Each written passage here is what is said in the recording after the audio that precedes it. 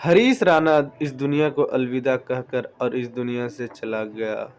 24 मार्च को डॉक्टर द्वारा यह पुष्टि हो गया कि अब जो हरीश राणा है उसके अंदर कोई हरकत नहीं है और उसके सांस जो है वह थम चुका है। फिर उनके माता पिता को बताया जाता है और वो अंदर आकर नम आंखों से अपना आंसू बहाते हुए अपना बेटा का गला मिलते हैं और फिर यह खबर मीडिया वालों को बताया जाता है। उसके बाद देश विदेश तक यह खबर पहुंच जाता है कि हरीश राणा अब इस दुनिया में नहीं रहे। उनको एम्स हॉस्पिटल में लाइफ सपोर्ट सिस्टम हटाकर इच्छा मृत्यु की ओर ले गया जाया गया और उसका इच्छा मृत्यु हो भी गया है।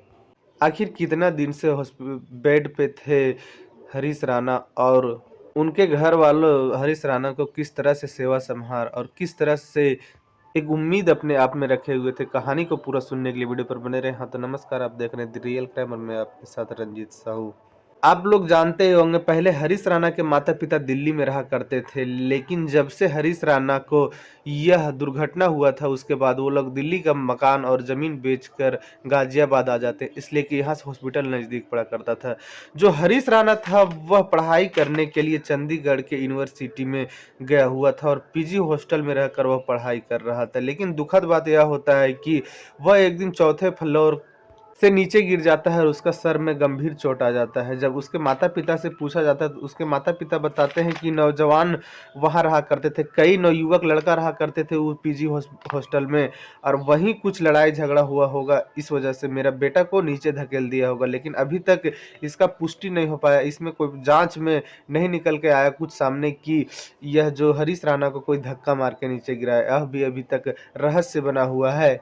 लेकिन नीचे गिरने के बाद इसके माता पिता को खबर किया जाता है, इधर निजी हॉस्पिटल में भर्ती करवाया जाता है। फिर इसके माता पिता जो थे वह पीजीआई चंडीगढ़ हॉस्पिटल लेके जाते हैं, वहाँ उपचार करवाते हैं। वहाँ के डॉक्टर बोल देते हैं कि इसका अब जो माथा है वह डेड कर चुका है, यानी माथा के तरफ से कोई सिग्नल बॉडी को नहीं पहुंच पा रहा है, जिस वजह से अब इसमें कोई हरकत नहीं होगा और नॉर्मल जीवन नहीं जी पाएगा। फिर लेकिन माता पिता का एक प्रयास होता है, वह एम्स जाते हैं और भी कई तरह के करीबन 10 हॉस्पिटल का चक्कर लगाए होंगे, लेकिन सबसे यही बात सुनने को आता है कि शायद आप मेहनत कीजिए, अगर वापिस इसको नॉर्मल ज़िंदगी में आना होगा तो आएगा। लेकिन 90% लोग डॉक्टर जो हैं वह बोल देते हैं कि अब यह नॉर्मल जीवन में नहीं आ पाएगा। लेकिन माता-पिता जो थे वह अपने बच्चे को नहीं खोना चाहते थे, इसलिए वह हॉस्पिटल से अपना एक घर में ले आते हैं। और दिल्ली में रहा करते थे, लेकिन जब से इस तरह का बात हुआ था तब से वह फिर दिल्ली का मकान बेचकर गाजियाबाद आ जाते हैं। यहाँ से जो हॉस्पिटल था वह नज़दीक था और एक कमरा को एक हॉस्पिटल का रूप देते हैं और वहाँ हर कुछ रखा जाता है, ऑक्सीजन और वैसा बेड बनाया जाता है और हर तरह से उसको सुविधा दिया जाता है हॉस्पिटल। और एक जो नर्स थी उसको हायर किया जाता है 25,000 में, और 25,000 के महीना पर रखा जाता है एक नर्स को, ताकि उसका जो भी बॉडी में इंजरी हुआ है और कब ऑक्सीजन लगाना है, कब फुट पैम्प लगाना है, ये सब को देखभाल के लिए एक नर्स को रखा जाता है। नर्स आती टाइम से और टाइम से चली जाती, लेकिन उसके बाद जो घर वाले थे वही हरीश राणा को देखभाल करते थे। हरीश राणा खुद से खा भी नहीं पाता था, उसको फूड पैम्प से खाना अंदर भेजा जाया जाता था, और जब ऑक्सीजन का कमी लगता था तो फिर ऑक्सीजन लगाया जाता था, और भी जब मेडिसिन दर्द में होता तो दर्द का मेडिसिन दिया जाता था। यानी कि वह जो भी जब से उसके साथ हादसा हुआ था तब से वह एक मेडिसिन पे आ गया था, जब कभी ऑक्सीजन भी उस पे लगा करता, और मेडिसिन तो हर रोज जरूरी ही था। इसके बाद वह एक सफर था जो कि लंबा वक्त का था, और 13 साल तक इसी तरह से माता पिता सेवा करते आ रहे थे। लेकिन वो लोग भी हार जाते हैं कि अब हम लोग बूढ़ा हो गए हैं, अगर हम लोग किसी तरह से कहीं गुजर जाते हैं तो इसका क्या होगा, इसका देखभाल कौन करेगा। इस वजह से ये लोग हाई कोर्ट जाते हैं, इनके माता पिता एक अपील करते हैं कि हमारा बेटा के साथ इस तरह का हादसा हुआ है और वह कोई हरकत नहीं है उसके अंदर, उसका माथा डेड कर चुका है। अब डॉक्टर भी बोल रहे हैं कि वह नॉर्मल वापस नहीं हो पाएगा, जिस वजह से हम लोग को अब लग रहा है कि हमारा बेटा को कुछ होने वाला है नहीं, तो इसको कुछ रास्ता निकालें, इसको कोई तरह से मृत्यु दे दे ताकि हम लोग को भी मुक्ति हो जाए। इसलिए कि हम लोग जब नज़र के सामने हर रोज देखते हैं तो हम लोग को भी एक चिंता खाए जा रहा है। तो यह मामला जो था वह हाई कोर्ट से सुप्रीम कोर्ट चला जाता है, और सुप्रीम कोर्ट के जज जब यह मामला को सुनते हैं और कई पन्ना के लिखावट पढ़ते हैं तो जज को भी लगता है कि इन माँ-बाप के साथ गलत हो रहा है। इसलिए कि हर जगह के डॉक्टर से यह क्लियर हो गया है कि अब हरीश राणा वापस नॉर्मल ज़िंदगी में नहीं आ पाएगा। यानी उसमें थोड़ा बहुत भी सुधार नहीं होगा और 13 साल के लगातार मेहनत के बाद भी कोई सुधार नहीं हुआ है, तो फिर वहाँ जज साहब एक बात बताते हैं सभी लोग के सामने कि चिंता जो होता है वह हर रोज़ मारता है व्यक्ति को और जो चिता होता है वह एक दिन मारता है, और बस ये दोनों में फ़र्क एक बिंदु का है। इसलिए जो उनके परिवार वालों के पास हो रहा है वह चिंता का विषय है। परिवार वालों हर रोज़ मर रहे हैं।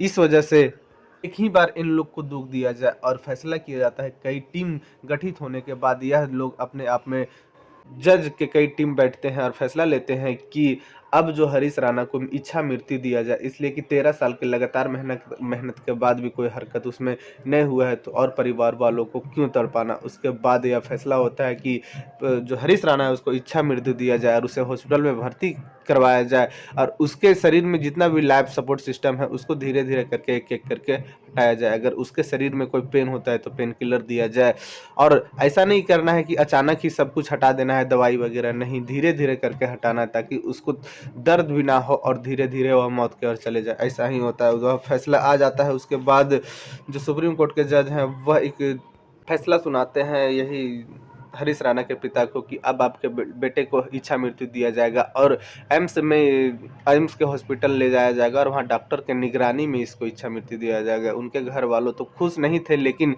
यह जो फैसला थे उससे सहमत थे, इसलिए कि 13 साल के मेहनत और चिंता में रहकर इन लोग को भी शरीर के ऊपर बहुत ज़्यादा दर्द हो रहा था, जिस वजह से हरीश राणा के माता पिता यह फैसला लेने से स्वीकार करते हैं। और फिर घर आकर हरीश राणा के माता पिता को जब यह पता चलता है तो फिर ये लोग, कुछ दिन का ही बात था इसलिए अपने बेटे के और भी मेहनत करने लगते हैं। और आ जाता है एक दिन, 14 मार्च का दिन था। 14 मार्च 2026 को एम्बुलेंस आता है हॉस्पिटल एम्स के द्वारा और ये जो हरीश राणा थे उनको एम्बुलेंस में डाला जाता है और फिर एम्स के हॉस्पिटल लाया जाता है और वहाँ डॉक्टर BR अम्बिकर के द्वारा निगरानी में देखरेख में रखा जाता है। और जो वार्ड में रखा जाता है वह के rotary cancer hospital palliative care unit में एडमिट किया जाता है और वहीं BR अम्बिकर के डॉक्टर के द्वारा देखरेख हो रहा था। और जो वहाँ के डॉक्टर थे वह धीरे धीरे करके जो हरीश राणा का लाइफ सपोर्ट सिस्टम था उसको हटा रहे थे और फूड पैम्प से खाना दिया जा रहा था, और जो उसका मेडिसिन जो था और ऑक्सीजन था वह धीरे धीरे करके कम किया जा रहा था। और फिर एक दिन ऐसा आता है कि हरीश राणा को इस दुनिया को अलविदा कहना होता है, लेकिन हरीश राणा को पैसिव यूथेनेसिया दिया जा रहा था, यानी धीरे धीरे उसके शरीर से हर सिस्टम हटाया जा रहा था और जो दर्द का पीड़ा हो रहा था उसके शरीर में वह दिया जा रहा था दर्द का दवाई, ताकि उसके अंदर कोई पीड़ा ना हो और धीरे धीरे करके वह मौत की ओर चली जाए। ऐसा ही होता है। 24 मार्च को निकल के सामने आता है डॉक्टर के द्वारा कि अब हरीश राणा इस दुनिया में नहीं रहे। उसके बाद उसके माता पिता को खबर किया जाता है। माता पिता आते हैं और अपने बेटे को गले लगते हैं और नम आँख से आंसू बहाते हुए न बेटे के सर पे हाथ फेरते हैं। और फिर यहाँ से तैयारी होने लगता है कि अब उनके माता पिता के ये भी कहना था कि अगर हमारा बेटा का डेथ हो जाएगा तो जो भी उसमें उसके शरीर में ऑर्गन ठीक ठाक बचे होंगे वह किसी ज़रूरतमंद को दिया जाए। और यह बात उनके सारे परिवार वालों का फैसला था कि जो भी हरीश राणा के अंदर बॉडी ऑर्गन है, जो भी ठीक ठाक बचा हुआ है, उसको कोई माने अच्छे जो जिसको ज़रूरत है उसमें ट्रांसप्लांट किया जाए। और यह माने ऑर्गन पार्ट्स देने के लिए रेडी तैयार थे और एक लिखावट होता है कागज़ पर, वह भी अपना सिग्नेचर कर देते हैं। अब हरीश राणा का पोस्टमार्टम होगा, उसके बाद उसके बॉडी को घर लाया जाएगा और फिर सारे परिवार वालों और जो आसपास के लोग के मौजूदगी में उसका अंतिम संस्कार किया जाएगा। लेकिन जहाँ जहाँ तक यह कहानी गया सभी के आंख नम हो जाता है था कि एक लड़का जिसका माता पिता उम्मीद 13 साल के लगा के रखे होते हैं कि हमारा बेटा अब ठीक होगा अब ठीक होगा, लेकिन उसका बेटा ठीक नहीं होता है। उसके बाद यह माता पिता ही कोर्ट का दरवाज़ा खटखटाते हैं और फिर वहाँ कोर्ट से फैसला आता है कि इच्छा मृत्यु दे दिया जाए और इच्छा मृत्यु के लिए उसे हॉस्पिटल लेके जाया जाता है और वहाँ उसे इच्छा मृत्यु मिल भी जाता है। लेकिन क्या माता पिता इस गम को भूल पाएंगे? इसलिए 13 साल तक एक निर्जीव शरीर को मेहनत किए थे ये लोग। बहुत दुख की घड़ी है अभी उन माता पिता के साथ, लेकिन हिम्मत वाला भी उनके पिता हैं, इसलिए कि इतना दिन इस तरह से सफ़र किए। इस कहानी में इतना ही। जय हिंद, जय भारत।